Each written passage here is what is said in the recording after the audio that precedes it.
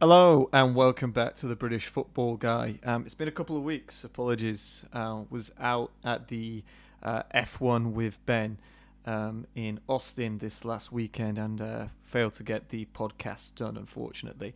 But we do have a special tonight, which is on the Arizona Cardinals, and we also have Week 8 betting preview. We do have some good content coming up, and we have some very exciting news regarding NFTs as well, which is in the works with Ben and myself. If you're not sure what an NFT is, that's fine. It's an acronym. Nobody needs to know. I don't think anybody does know. Basically, it's something that's called non-fungible tokens. Sounds like a fungus, but I don't think it is.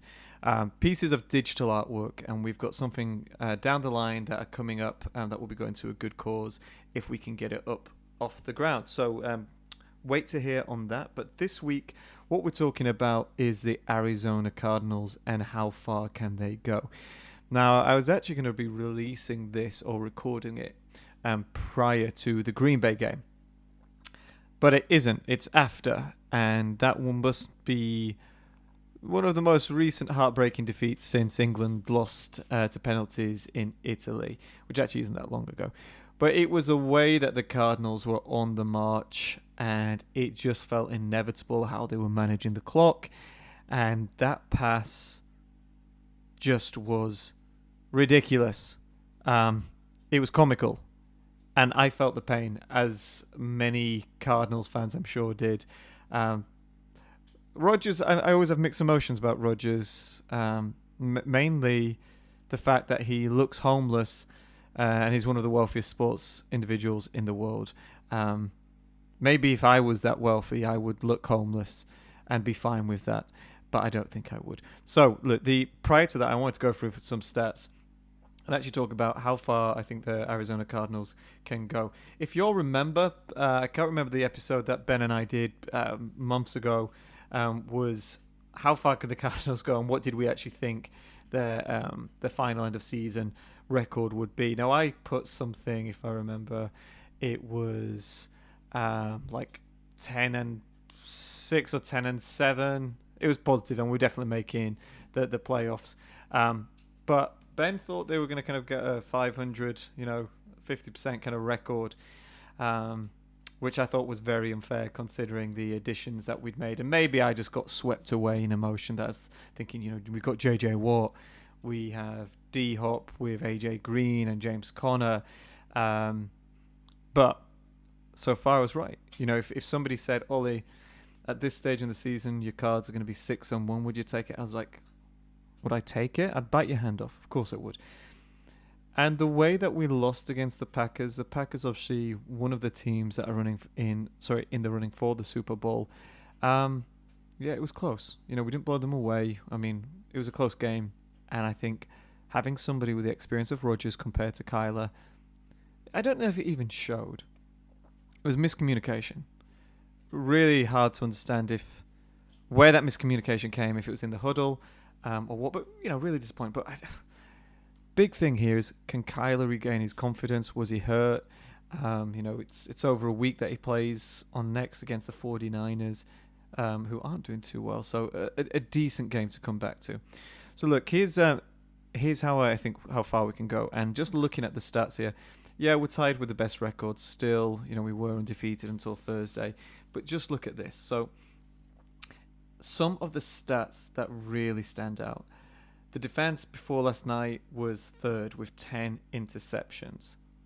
That's incredible. 10 interceptions, more than one a game, and third overall. This is what you need if you're having a Super Bowl team, not just all-out offense. You need defense.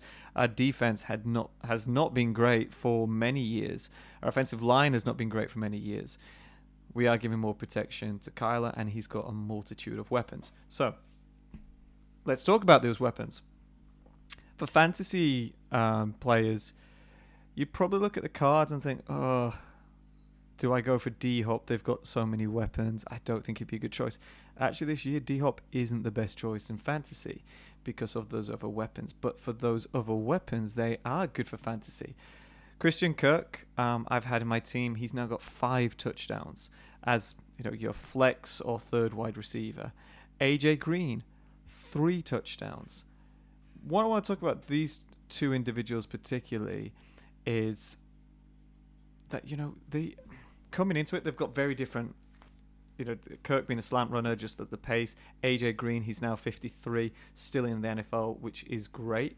But it's like that experience and that blend of youth is really what you're looking for, and you're going to see this vein as I talk through it through the later stages of this episode. So with the wide receivers, with D-Hop included, Christian Kirk, 4, AJ 3.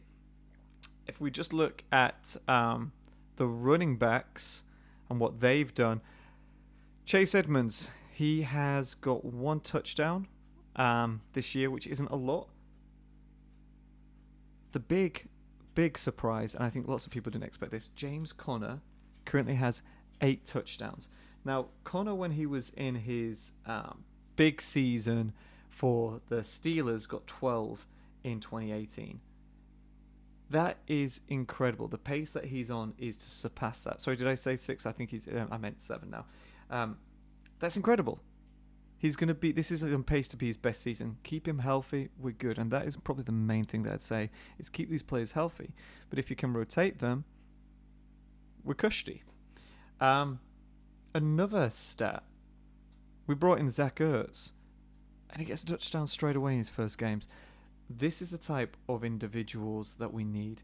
And finally, Rondale Moore, who we picked up, I think from Minnesota or Missouri, it was one of them is. He's got a touchdown, but he's averaging 11.7 yards per catch. That is insane. We look at the teams that we've beaten. Well, actually, before we go into that, Kyler's stats. He is pacing this season, or he was before the Green Bay game, to 42.5 touchdowns.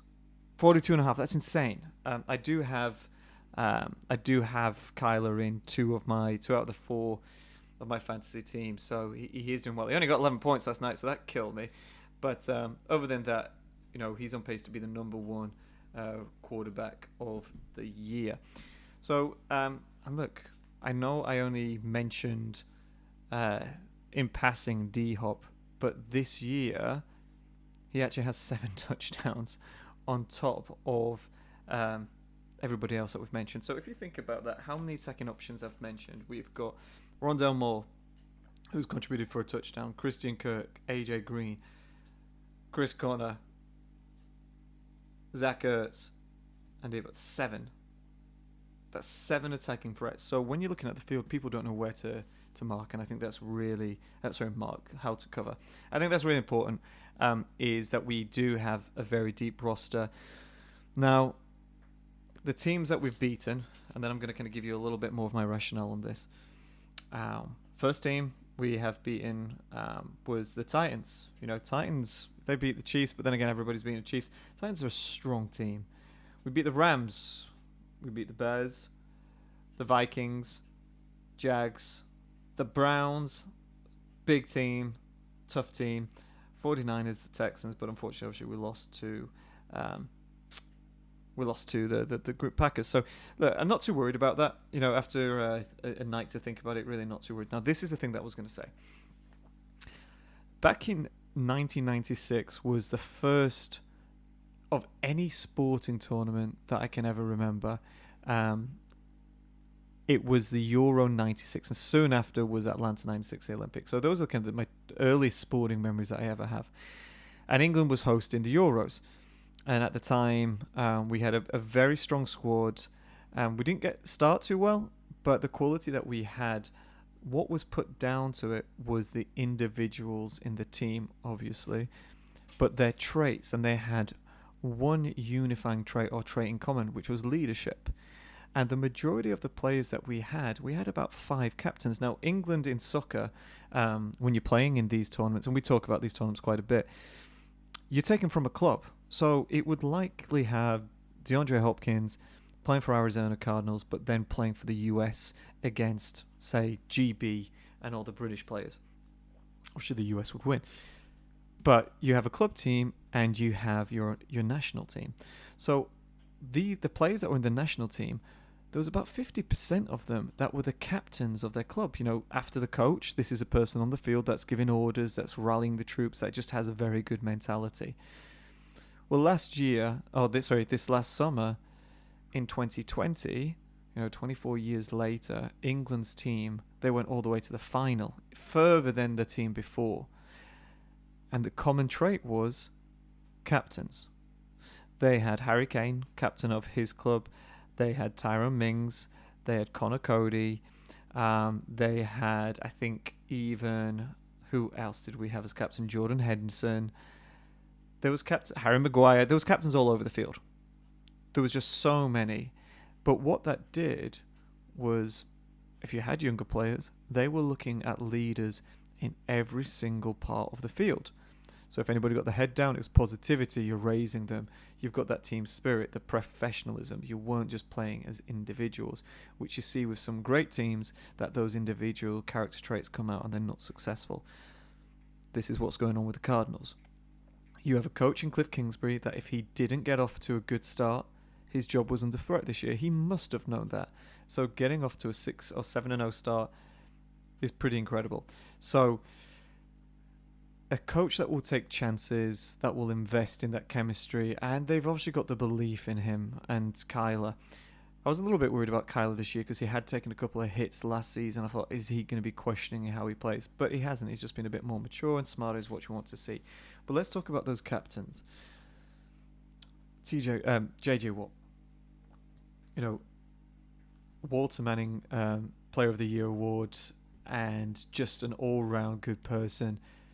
A huge character that is going to bring so much to a team. But AJ Green, he's had his moments, his suspensions, but he's an experienced player. If you ever see a Christian Kirk interview, he's mature beyond his years. James Conner, I think I said Chris Conner last time. So James Conner, again, he's an experienced vet. He's an experienced running back. We know the shelf life of running backs isn't long, and he's coming in hot. What I really like that we added Zach Ertz. Now, again, one of the, maybe a future Hall of Famer, we don't know. But Zach Ertz, has been in, he has a Super Bowl ring. You're adding all that top talent champions into the team. And I think that's the big thing. So every part of the field that you're looking at with this youth that's coming in, Rondale Moore, Chase Edmonds, kind of coming through, even with Kyler Murray, he's stepping up. So captains, champions, and leaders are all parts of the field. So look, let's have a look at the actual schedule for the Cardinals coming up.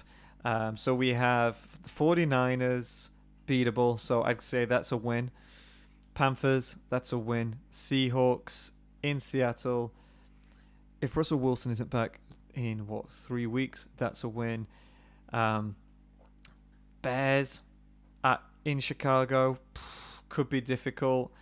Rams in Arizona, and then Lions at home. So just looking at this right now, the latter part, it's mixed. I think the first part of the season was going to be the most difficult. I don't know why I said Bears. It was the Vikings that we beat earlier. So I have to beat the Titans, Vikings, Rams, Browns, and 49ers coming into this. We're doing well against the other kind of playoff contenders. So if we're looking at playoff contenders that are left in the picture, you have the Rams, the Cowboys, and maybe the Colts. So 3 out of the last, 7 or 8 games that we've got. Even more than that, is that right? 8 games? How many have we got? It's got 1, 2, 4, 9. Yeah, so 3 out of the 9 are playoff contenders. We're going to finish strong. And like even Aaron Rodgers said to Kyler, hey, we'll see you in the playoffs. Damn right, we'll see you in the playoffs. Hopefully you don't have that fucking horrible mullet that you're wearing. So, I would say out of those 3 games, we'll lose another. I always forget how many games we're playing this year. 17, right? So I think we'll finish 15-2. That would be my expectation, my updated. So we'll take one of the top spots there and win the conference. So that is my thoughts on the Cardinals. I think we'll go far, and it's exciting for Arizona. We have the Suns, that are doing well. And now we have a football team that's doing well. So good times to be in Arizona. All right, so let's talk about safe bets and the bets for week 8. So the safe bet this week is the Bills, the Rams, the Cowboys, the Bengals, and I can't read that last one. It's the Bucs. So $10 will get you, and actually let me bring up the schedule just so you know who I'm taking the beat in.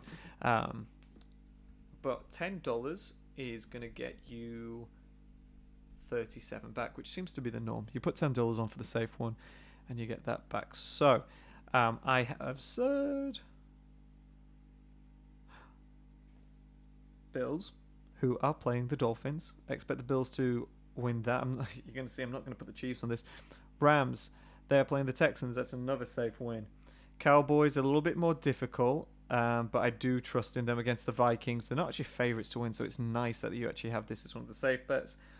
Bengals, they've been playing really well, but I do see an upset coming. I don't think it's against the Jets, so Bengals a safe bet, and then the Bucs, who are playing the Saints, and again, pretty good odds on the money line with that one.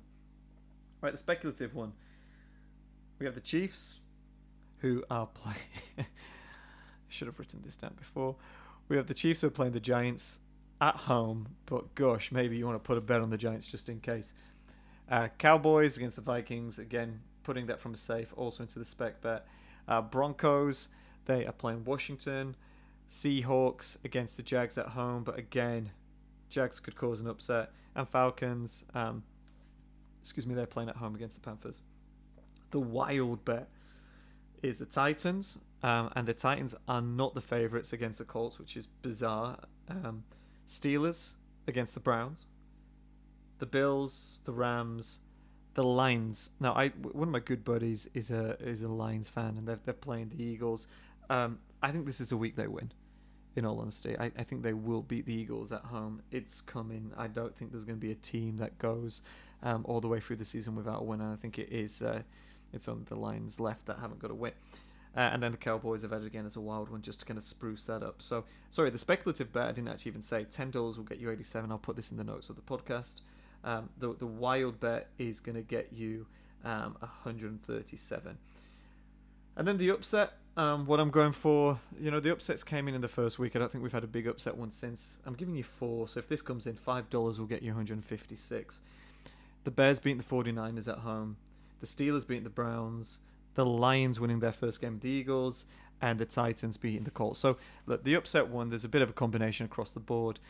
One thing that I've been doing, because I'm only betting $5 on a lot of these games, if I'm seeing that it has a triple-digit kind of sum, so anything really of kind of $100+, and I think, okay, the lines are a little bit of a liability in this parlay, I'll put another $5 in and just take the Lions out, and it might drop it down to 80, but that's what's been doing really well so far.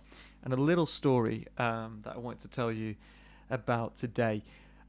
With the betting stuff, we've kind of had this as a little bit of a focus for the podcast of late, but also kind of just how you can make that money go further. Arizona, we had the legalized sports betting. So with that, they gave these $200 in betting. And in that first week, I won $1,000. I put around about $500 of that into the Shiba Inu coin, and you may remember that we were talking about that. If you do have an interest in crypto, you probably know that Shiba went through the roof. In total, I've probably put another $500 into it from my own money and other betting winnings. So I'd say probably another $300 from my own money and $200 from betting winnings. So $300 of my own money into that. This week, it went up to about $8.5K from what I'd put in. So $1,000 had got me $8,500. It's still not too late to get into Shiba. I think there's going to be one more or two more big rises, especially if it goes onto Robinhood, which is looking like it could be the 1st of November. So if you do want to get on this train, you're not looking to make as much money, but if you put up anything from $100 in, you're probably going to get $100 back by the end of Christmas. And you can buy that on crypto.com. Again, be careful. I only put betting money in, really. Money that I don't mind if I lose.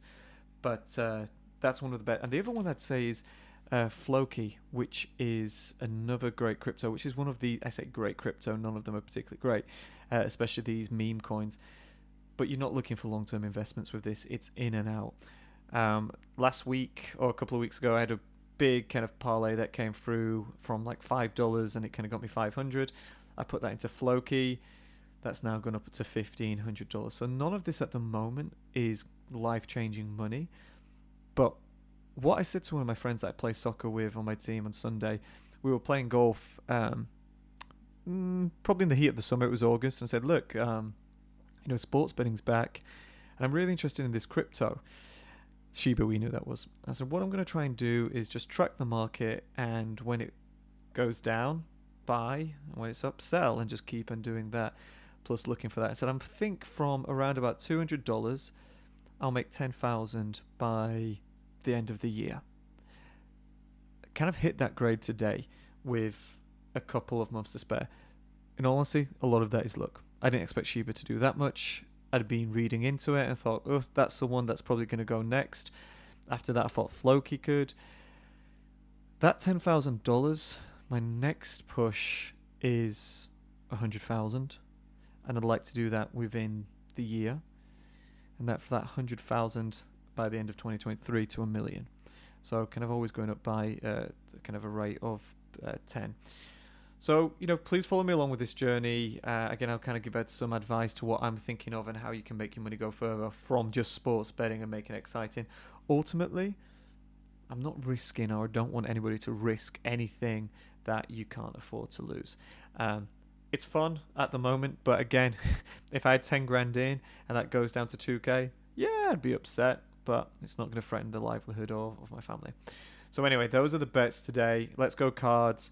We're going to be back with some more bumper episodes coming up with Logan and Ben, and we'll speak to you all soon, and good luck in fantasy this week. See you soon.